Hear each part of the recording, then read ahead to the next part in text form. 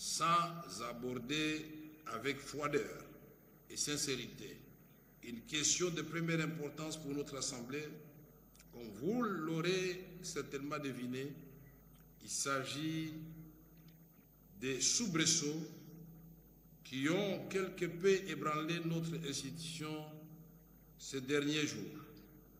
C'est depuis la dernière session ordinaire que le bureau a enregistré une série de préoccupations émanant des honorables députés nationaux. Sans atermoiement, nous avons mis à profit les vacances parlementaires pour examiner chacune de ces revendications, ensemble avec le gouvernement de la République. En raison de quelques malentendus, certainement alimentés par une communication insuffisante et peu fluide, plutôt que par la mauvaise foi ou une volonté de nuire, un groupe de collègues députés ont porté une série de pétitions contre certains membres du bureau, y compris son président, c'est-à-dire moi-même.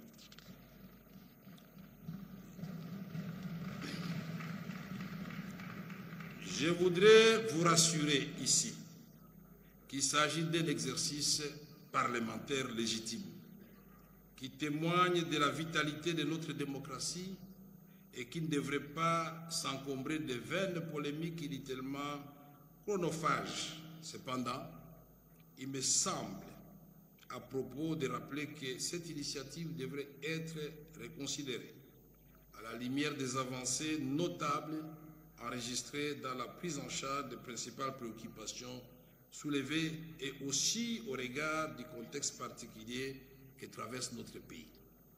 Je rappelle au souvenir de chacun d'entre nous que nous faisons face à une menace existentielle bien réelle, au moment où les forces négatives remettent en cause notre souveraineté nationale. Le peuple que nous représentons attend de nous une action motivée par l'unique désir de répondre à ces priorités, parmi lesquelles figure en bonne position la restauration de la paix et de l'autorité de l'État sur l'ensemble du territoire national, le renforcement de son pouvoir d'achat et la fourniture des services sociaux de base. Pour cette raison, et suivant les orientations sanitaires reçues de son Excellence Monsieur le Président de la République, chef de l'État, dans son rôle constitution des garants du bon fonctionnement des institutions, le bureau de l'Assemblée nationale a entrepris des consultations au sein des conférences des présidents, des différents caucus, ainsi que des structures spécialisées comme les réseaux de jeunes parlementaires pour garantir une rentrée parlementaire apaisée. Placés sous les signes de la transparence, ces échanges très fructueux ont permis d'élever de nombreux équivoques et de constater les avancées notables enregistrées dans la prise en charge des préoccupations soulevées par les élus. Une restitution plus complète vous sera faite à huis clos après le départ de nos invités et je l'espère, avec le concours actif des honorables députés pétitionnaires. Je voudrais ici saluer l'attitude républicaine des honorables députés nationaux, y compris certains parmi les pétitionnaires qui ont manifesté une réelle volonté de préserver la stabilité de nos institutions, de renforcer la cohésion au sein de l'Assemblée nationale et de resserrer les rangs derrière le commandant suprême de nos forces armées. Je vous invite donc à la plus grande vigilance pour ne pas donner l'occasion à l'ennemi de renforcer une action, de transformer une action parlementaire compréhensible en un instrument politique au service de son plan de déstabilisation et de division de notre nation. Honorables députés, estimés collègues, puisque dans une certaine mesure il s'agit de ma personne, souffrez que je vous livre une confidence. Ma trajectoire personnelle porte le témoignage de mon engagement patriotique. Toute ma carrière a été consacrée à un seul idéal, servir notre peuple. Ma loyauté envers la nation n'a jamais faibli, ni face à l'épreuve du temps, ni devant l'adversité politique. Souvent au détriment de mon intérêt personnel, parfois au péril de ma vie, et malgré les mépris, les invectives et les calomnies, j'ai toujours choisi le camp de la République. Vous vous rappellerez que le conflit avec le Rwanda m'a déjà coûté, à son temps, ici même, le perchoir de l'Assemblée nationale. Mais ma fidélité à la patrie demeure intacte. Et aujourd'hui, elle est plus que renforcée par l'engagement que j'ai pris de servir la nation aux côtés du président de la République, son Excellence Félix Antoine Tshisekedi Tshilombo. Sur une carrière qui dure depuis plusieurs décennies maintenant, les tumultes de la vie politique ne m'ont laissé que trop peu de répit.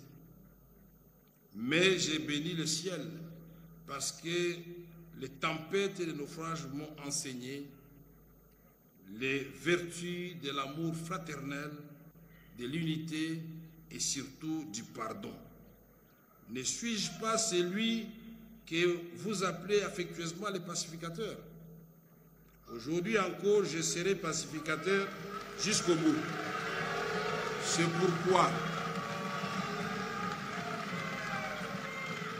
C'est pourquoi je voudrais vous dire, honorables députés, distingués collègues, que s'il y en a parmi vous qui se sont sentis froissés, heurtés ou dérangés de quelque manière que ce soit par ma conduite, par mes propos, qu'ils daignent bien accepter l'expression de mes regrets le plus sincères et j'implore leur pardon.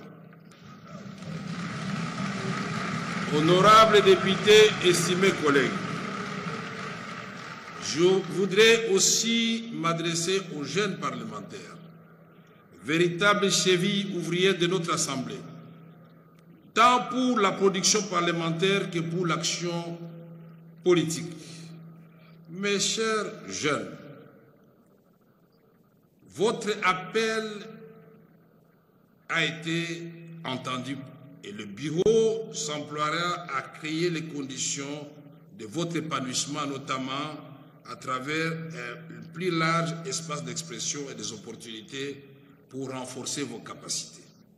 C'est d'abord pour répondre à vos besoins de formation que le bureau a entrepris de mettre en place une académie parlementaire en étroite collaboration avec les vice-premiers ministres, ministres de la fonction publique, l'IAU, à travers l'École nationale d'administration ENA.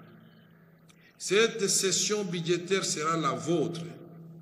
Je vous invite, vous, autant que l'ensemble des députés nationaux, élus légitimes de notre peuple et gardiens de ses aspirations, à travailler avec acharnement dans l'abnégation et la discipline pour offrir à ce peuple dont nous sommes les élus légitimes et les gardiens de ses aspirations la contrepartie de la confiance qu'il a placée en nous. Honorables députés, estimés collègues, distingués invités, permettez-moi de conclure cette adresse par une invocation des Saintes Écritures qui, dans le psaume 133, nous enseigne ce qui suit. Voici, ô, qu'il est agréable, qu'il est doux pour des frères de demeurer ensemble dans l'unité.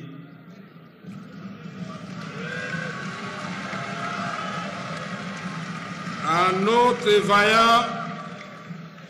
notre peuple vaillant, je voudrais redire cette certitude. La paix finira par l'emporter, quelle que soit la durée de la guerre. Alors, notre pays retrouvera sa vocation naturelle, celle d'impulser le développement sur l'ensemble du continent. Nous travaillerons avec tous nos 9 voisins et le reste du monde pour donner à nos peuples respectifs c'est à quoi ils aspirent. Nous ne demandons rien d'autre que de vivre en paix avec tous les voisins et de tourner ensemble nos regards vers l'horizon qui conduira nos peuples respectifs au rendez-vous avec l'espérance. Que Dieu bénisse la République démocratique du Congo et son peuple, que vive la paix, l'amour et la cohésion. Je vous remercie.